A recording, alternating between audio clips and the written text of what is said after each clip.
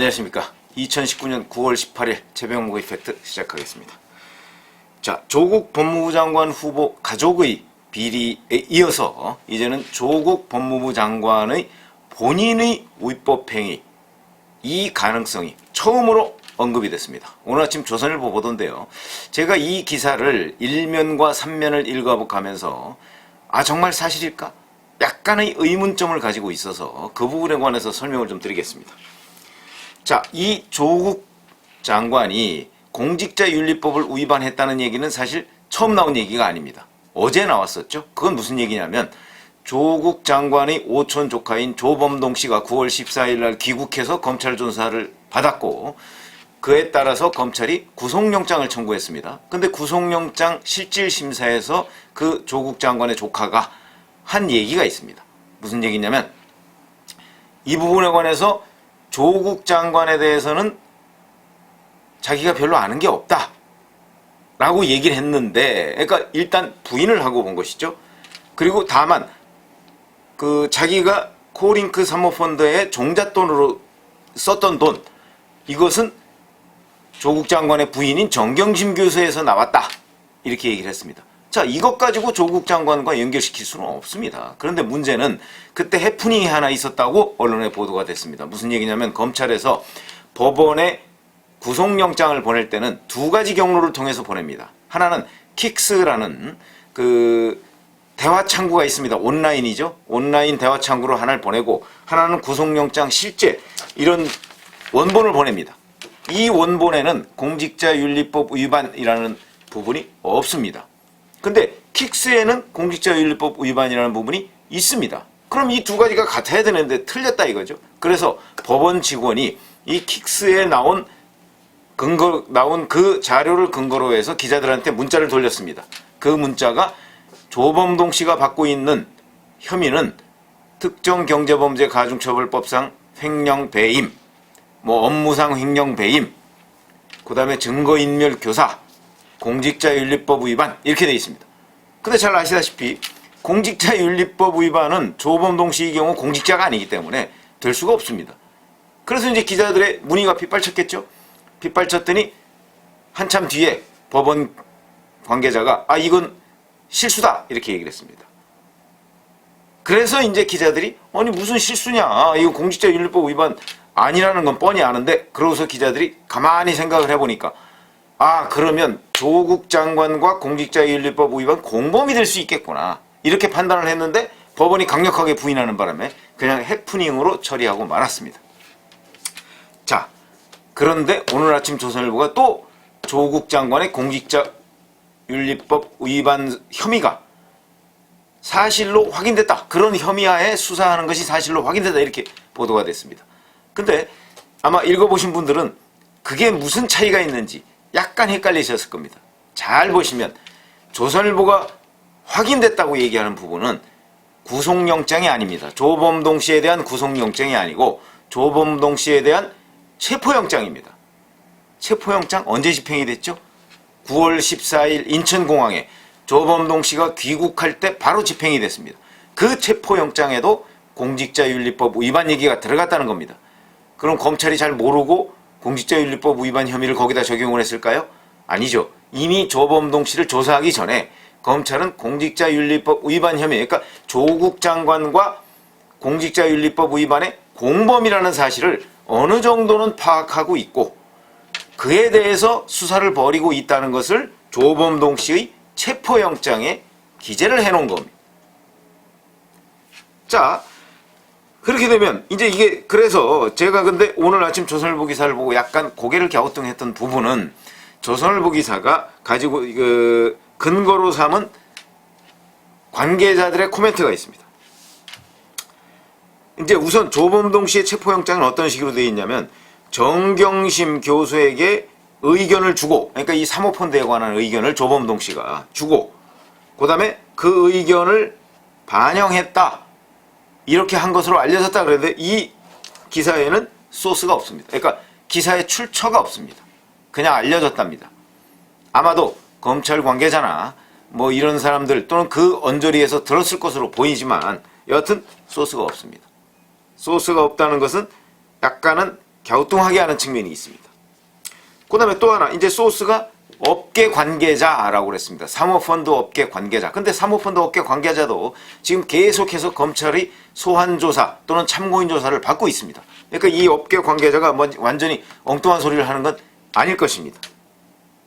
그런데 이 업계 관계자라는 것은 요 사모펀드 언저리의 관계자인 것으로 보입니다. 왜 그러냐면 이 관계자가 하는 얘기는 정경심 교수와 조국 장관이 이 사모펀드에 대해서 잘 알고 있고 정보를 공유하고 있다는 사실이 회사 내에 파다했다라고 얘기합니다. 자, 그러면 파다했다라는 개념이 무슨 얘기일까? 파다했다. 누구나 다 알고 있었다 이런 얘기죠. 그거는 아마도 조범동 씨가 자기 펀드의 신뢰도를 높이기 위해서 이거 현직 민정수석이 투자한 거야 라고 실제 상황을 전했을 수도 있고 아니면 말을 지어냈을 수도 있고 여기는 뭐 실제는 정경심 교수한테 들었는데 부부니까 같이 한 입을 덮고 자는 사이니까 그러니까 그거를 조국 장관한테도 들었다는 식으로 얘기했을 수도 있고 아니면 실제 들었을 수도 있고 이 둘 중에 하나입니다. 근데 일단 이 부분에 관한 언급이 없이 조선일보는 조국 이 업계 관계자는 그런 얘기가 회사 내에 파다했다고 합니다. 저도 기자 생활을 했습니다만은 그냥 회사 내에 파다했다 하는 것만 가지고서는 조금 조국 장관이 알았다고 단정 짓기에는 근거가 약하죠. 그래서 제가 성급한 것 아닌가? 그런 고개를 좀 갸우뚱한다는 얘기 두 번째 고개를 갸우뚱한 근거입니다. 그 다음에 또 하나는 자 정경심 교수가 2015년 말부터 2016년 초까지 5억 원을 이 조범동 조국 조카한테 주었고 3억 원을 자기 남동생한테 주어서 이 3억 원은 곧바로 코링크 사모펀드에 투자가 됐고 5억 원 중에서는 2억 5천만 코링크 사모펀드 설립의 종잣돈으로 활용이 돼 있습니다. 그러니까 결국 이쪽으로 저쪽으로 우회를 하든 뭐 어떻게 됐든 간에 정경심 교수의 돈이 사모펀드를 만드는 종잣돈이 된 것은 틀림없습니다. 그러면 결국 차명투자 얘기가 나오겠죠. 그래서 이 정경심 교수의 동양대 연구실에 컴퓨터를 빼내오는데 힘을 보태준 사람, 그 다음에 방배동 자택의 하드디스크 2개를 교체하는데 가서 실질적으로 일을 해준 사람, 한국투자증권 김모 씨. 이 사람은 조국 민정수석이 취임하기 직전에 정경심 교수가 본인한테 차명투자에 대해서 상의를 했다 이렇게 얘기를 합니다. 그렇게 되면 그림이 딱 떨어지죠. 2015년 말부터 2016년 초까지 이미 차명투자를 한 거 아닙니까? 했다는 의심을 강력하게 받고 있는 것이죠. 그런데 민정수석 취임 직전에 이제 재산 등록을 해야 되잖아요. 재산 신고를 해야 되죠. 그러다 보니까 이 차명투자를 어떻게 하지? 요건 제 추측입니다. 라고 정경심 교수가 생각을 했을 것이고 이거를 사후 합법화하는 문제를 아마도 한국투자증권 김모 씨와 협의하지 않았을까. 이 제 추정이 사실이라면 전후 맥락의 그림이 딱 떨어집니다. 아마도 검찰도 저와 같은 생각을 왜 안 하겠습니까? 요 딱 떨어지는 그림을 놔두고 다른 쪽을 지금 파고 있지는 않을 겁니다. 그래서 이런 의심을 하고 있을 것으로 보입니다. 그래서 일단 자 이렇게 된다면 결론적으로 조선일보가 제목으로 뽑은 조국 장관이 공직자윤리법 위반 혐의로 수사를 받고 있다 하는 건 물론 사실이죠. 그러나 이 수사를 받고 있다는 부분이 정말 피의자까지 갔느냐 하는 부분에서는 저는 좀 고개를 갸우뚱하게 해서 이 기사를 하루 이틀 정도 더 좀 확인을 했으면 보다 완벽한 것 아닌가. 왜 그러냐면 저도 이런 조선일보 기사와 같은 의심은 며칠 전부터 계속 했습니다. 왜 그러냐면 아니 정경심 교수가 자기 재산 조국이라는 남편과 함께 일군 그 재산의 5분의 1을 투자하는데 남편은 어디에 투자하는지도 몰랐고 전혀 몰랐다. 이게 상식적으로 말이 됩니까? 그리고 아마 실질적으로도 말이 안 될 겁니다. 그렇기 때문에 며칠 전부터 저도 충분히 이런 의혹을 방송에서도 그렇고 이곳에서도 그렇고 제기를 해왔는데 단정하기가 좀 어려운 상황이죠. 그런데 지금 업계 관계자와 검찰 일부 관계자의 얘기를 듣고 조선일보가 이렇게 썼는데, 물론 뭐 충분히 확인을 했을 것이라고 저는 믿어 의심치는 않지만, 제 경험으로 보면 조금은 성급하지 않았나. 저도 이쪽으로 갈 가능성이 90%가 넘는다고 봅니다.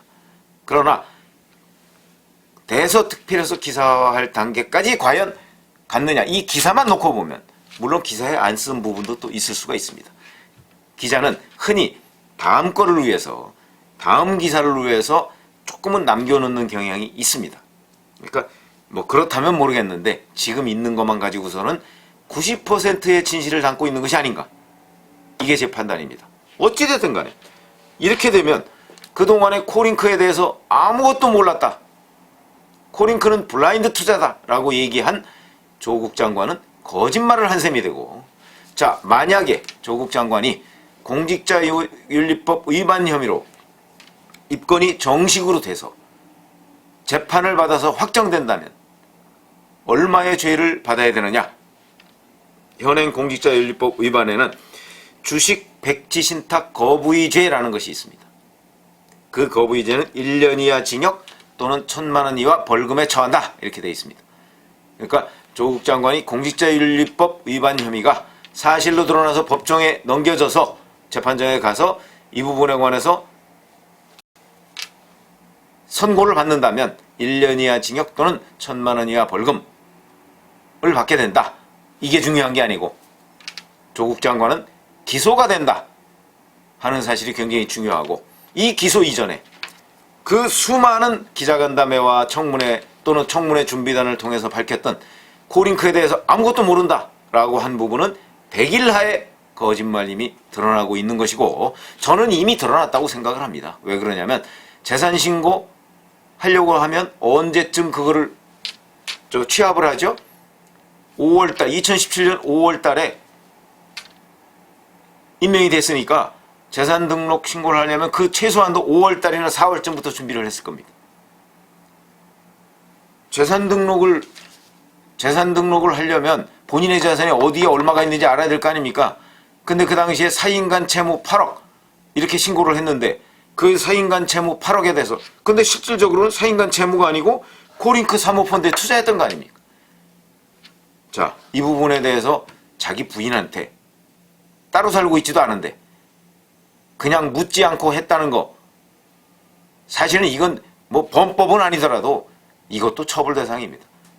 아니, 공직자 재산 등록의 취지가 뭡니까? 자기 재산이 어디에 얼마가 있는지를 국민 앞에 공개하라는 건데, 사인간 채무요? 이렇게 하고 자기는 아무것도 몰랐다? 말이 안 되는 거죠. 이래저래 조국 장관의 위법행위, 지금 빙산의 일각이 아니고 빙산의 대부분이 지금 드러나 있다고 봅니다. 감사합니다.